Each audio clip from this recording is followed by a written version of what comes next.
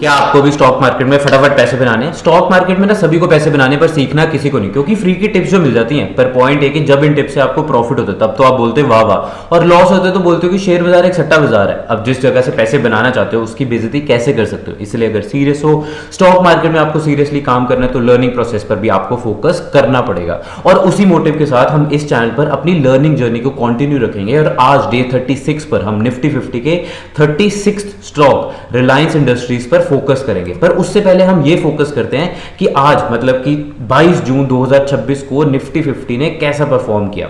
Right, अभी वैसे तो मैंने यहाँ पर क्या बोलते हैं, ट्रेडिंग व्यू की वेबसाइट खोली है और यहाँ पर हम सीधा चलते हैं निफ्टी 50 पर। इसके अलावा आपको पता ही है कि मतलब ये जो ईरान यूएस वॉर वाला सीन चल रहा है, जब तक सब कुछ खुलता है तब तक हम डिस्कस करते हैं कि ये मतलब काफ़ी एक अनसर्टन सा इन्वायरमेंट चल रहा है, पता नहीं कि कैसे चलेगा, क्या होता है। सो अनसर्टेनिटी तो अभी भी है मार्केट में। बट आज देखते हैं कि निफ्टी 50 ने कैसे परफॉर्म किया। तो लो, यहाँ पर हमने डेली ग्राफ खोल लिया निफ्टी 50 का और देखो कितनी ही बहुत ही शानदार कैंडल बनी है आज की डेट में, मतलब मजाक ही कर रहा हूँ। आप देख पाओगे कि इतनी ज़्यादा अनसर्टेनिटी है, इतनी ज़्यादा अनसर्टेनिटी है कि आज की कैंडल की कोई खास छोड़ो कोई बॉडी ही नहीं है।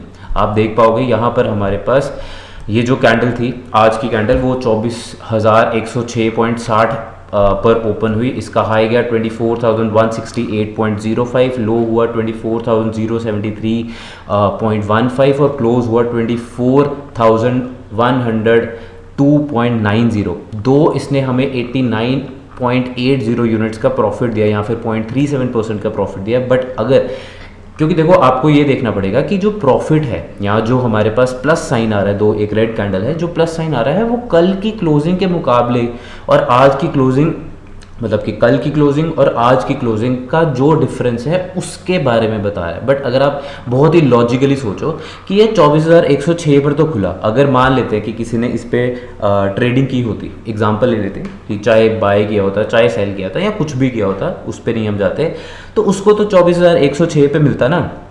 मतलब वो जो भी अपनी स्ट्रैटेजी लगाता वो तो 24,106 पे लगाता, क्योंकि वहाँ पर गैप अप हुआ और क्लोजिंग हुई 24,102 पे। वो हाई और लो तो बाद की बात है कि वो ट्रेंड को कैसे, जो भी आपका स्कैल्पर है या जो डे ट्रेडर है जो या फिर जो निफ्टी 50 इंडेक्स में ही ट्रेड करता है, वो बाद में देखेगा ना ट्रेंड पर। अगर आप एक लॉन्ग टर्म इन्वेस्टर हो या आप ये सोचते हो कि यार मैं इस पर स्विंग ट्रेडिंग करूँगा या और भी जो भी आपकी स्ट्रैटेजी है, वो तो आपको तो ऑलमोस्ट क्या कहते हैं, आज के दिन में आपको तो कुछ खास अचीव नहीं हुआ ना। एक सिर्फ गैप अप हुआ, अब आप गैप अप पे परचेज करते हो फॉर एग्जांपल, या आप गैप अप पे सेल करते हो, तो उससे क्या होता है कि जो आपका स्टॉप लॉस है वो ज़्यादा हैवी हो जाता है। तो ये बात आपको ज़रूर सोचनी चाहिए जब भी आप मतलब ये बात टेक्निकली आप देख पाओगे कि फॉर एग्जांपल आपने सोचा था कि हाँ यार मेरा स्टॉप लॉस, एग्जांपल लेते हैं अगर बाय का सीन होता तो आपका स्टॉप लॉस होता 23,800 या 23,900 के आसपास। अब आज गैप अप हो गया तो आप कहाँ स्टॉप लॉस लगाओगे? या फिर आप सोचते हैं कि अच्छा मेरा स्टॉप लॉस है ये ऊपर वाला पॉइंट, दैट इज़ 24,050 के आसपास। अब हमारा तो सीधा गैप अप पे ही खुला, तो आपका स्टॉप लॉस तो एग्जीक्यूट करने से पहले ही हिट हो गया। कुछ भी एग्जीक्यूट करने से पहले ही आपका स्टॉप लॉस हिट हो गया। अगर आपने डाउनवर्ड सोचा था कि डाउनवर्ड आता है और आपकी ऊपर रेजिस्टेंस होगी, तो वो ऑलरेडी रेजिस्टेंस पर खुला। अगर आप बोलते हो कि यार नहीं मैं बाय करना चाहता हूँ, तो ये ऑलरेडी हमारे पास इतने गैप अप पे खुला कि मेरी अब जो स्टॉप लॉस है टोटल वो कितना ज़्यादा मैसिव स्टॉप लॉस है। तो इस चीज़ों को भी आपको टेक्निकली एनालाइज करना चाहिए।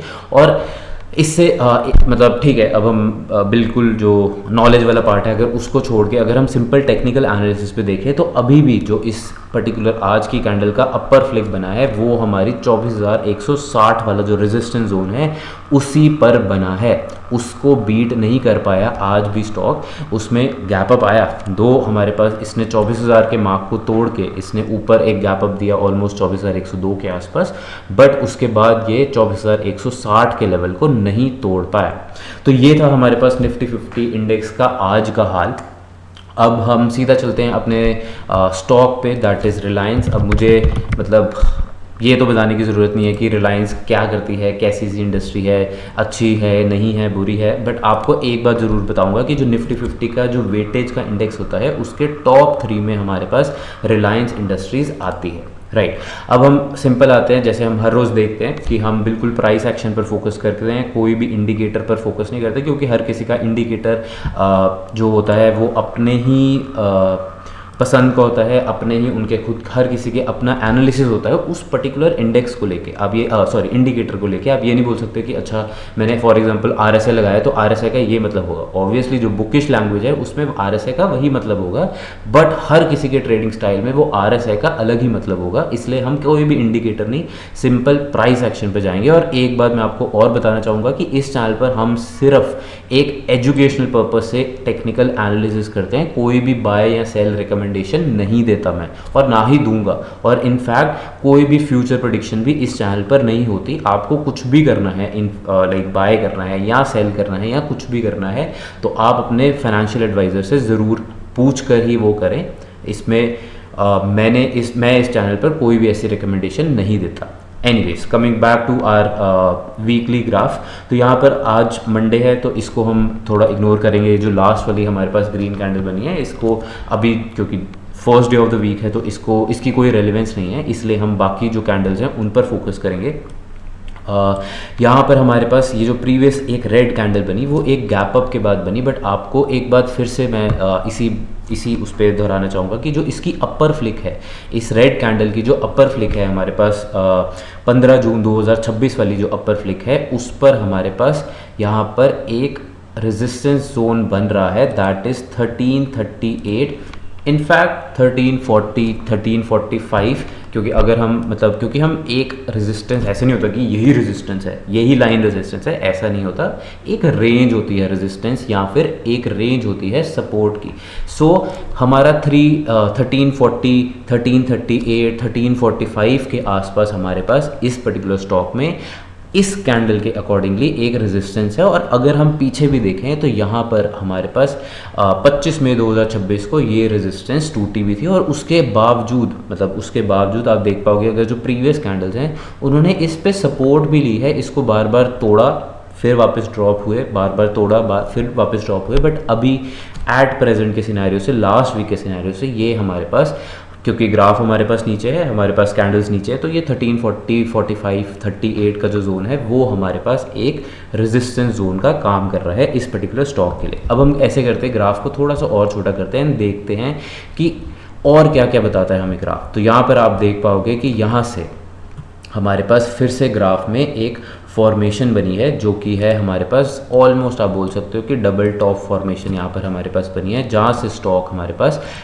ये देखो कि कितना शार्पली हमारे पास ऑलमोस्ट 1588, मतलब हम 1590 ले लेते हैं, 1590 माइनस अगर हम ये वाला जो 1340 का लेवल ले तो 1590 माइनस 1340 डिवाइड बाय 1590, क्योंकि ऊपर से गिरा है तो ये ऑलमोस्ट हमारा 15% स्टॉक गिर गया सिर्फ एक मंथ में।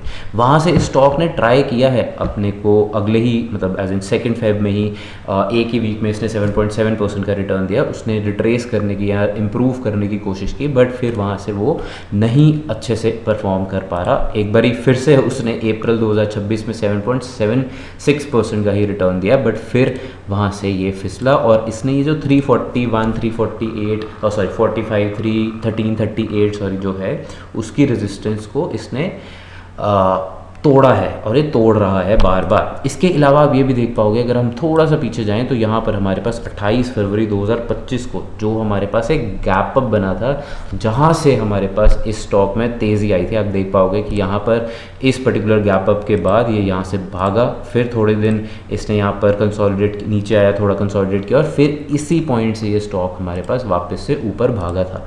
बट अब ये वाली जो हमारे पास लाइन है या ये वाली जो हमारे पास रेंज है वो हमारे पास एक रेजिस्टेंस का काम कर रही है। अब ये करती है फाइनली, क्या ये रेजिस्टेंस को तोड़ पाता है या फिर रेजिस्टेंस को नहीं तोड़ पाता और नीचे आता है, वो तो हमें फ्यूचर ही बताएगा।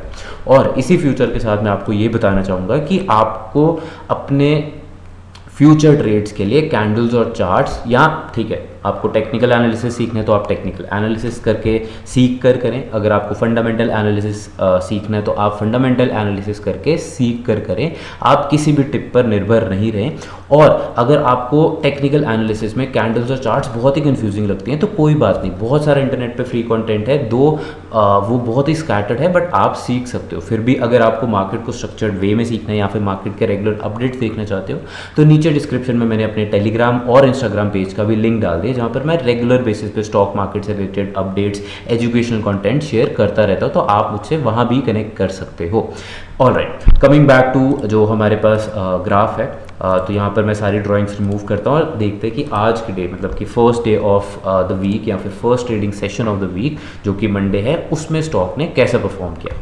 राइट, तो यहाँ पर आप देख पाओगे कि यहाँ पर हमारे पास फिर से इस स्टॉक ने एक ग्रीन सी कैंडल बनी। आप बोलोगे अच्छी ग्रीन कैंडल है, ठीक सी ग्रीन कैंडल है, कोई बहुत ही अच्छी ग्रीन कैंडल नहीं है। इसकी ओपनिंग हुई 1316.70 पे, हाई गया 1344.90, लो गया 1314.10, क्लोजिंग हुई 1326.50, मतलब कि 17 यूनिट्स या फिर 1.3% का इसने हमें एक पॉजिटिव रिटर्न दिया है।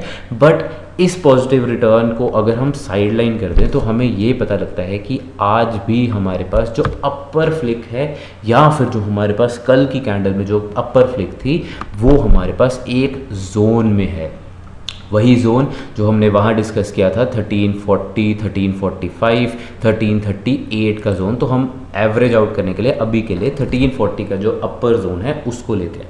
आप देख पाओगे कि जब हमारे पास इस लोअर लेवल मतलब कि ऑलमोस्ट 10 जून के आसपास 1250 या 1260 के लेवल से ये स्टॉक हमारे पास ऊपर भागा था, फिर इस ग्रीन कैंडल मतलब कि जो 16 जून की हमारे पास जो ग्रीन कैंडल बनी थी, उस ग्रीन कैंडल के बाद से लेके अब 5 टोटल कैंडल्स बन चुकी हैं जो कि इस रेंज के नीचे ही बनी है, सिवाय आज की कैंडल है जिसने इस रेजिस्टेंस को या इस जोन को तोड़ने की कोशिश की, बट वो कामयाब नहीं हुई। अब वो कामयाब क्यों नहीं हुई या होगी वो तो हमें मतलब एज इन, क्योंकि हम न्यूज़ नहीं देखते, हम टेक्निकल एनालिसिस करते हैं, हम चार्ट्स को देखते हैं कि उसी में सारा सार है। तो इसलिए हमें ये क्यों पे नहीं जाना, हमें ये जाना है कि हाँ हुई है। राइट, और फ्यूचर में कैसे जाएगा वो तो फ्यूचर ही बताएगा। एनीवेज, अभी हम इसी ग्राफ को थोड़ा सा और छोटा करते हैं और आप देख पाओगे, अगर हम इसको जैसे हमने वीकली चार्ट पे देखा था कि सेम हमारे पास यहाँ पर वही रेजिस्टेंस लाइन बहुत दूर तक फैली हुई है और वो रेजिस्टेंस लाइन पहले एक सपोर्ट का काम करती थी, बट यहाँ पर स्टॉक ने हमारे पास ऑलमोस्ट 1 अप्रैल के आसपास से लेके अभी तक इस स्टॉक ने इस पर्टिकुलर सपोर्ट जोन को, जो पहले सपोर्ट जोन था, उसको तोड़ा और अब ये जोन उसके लिए एक रेजिस्टेंस जो है उसका काम कर रहा है। राइट, तो अब हम आपको डेली चार्ट आई होप समझ लग गया होगा। इसके अलावा अब हम देखते हैं कि आज ये जो कैंडल बनी है ये इन टोटल कैसे बनी है, मतलब कि छोटे टाइम फ्रेम पे ये कैंडल कैसे बनी। तो हम 15 मिनट चार्ट पर जाएंगे और हम देखेंगे कि कैंडल कैसे बनी है। तो आप यहाँ पर देख पाओगे बड़े ही अच्छे तरीके से कि जो हमारे पास राइट, जो हमारे पास फर्स्ट कैंडल थी वही एक मेजर कैंडल थी जो कि एक ग्रीन कैंडल थी, जिसने डे का जितना हाई पॉइंट था, मतलब कि डे की जितनी स्ट्रेंथ थी 2.2% के आसपास की, वो इस स्टॉक ने पहले ही 15 मिनट में हमारे पास दे दी।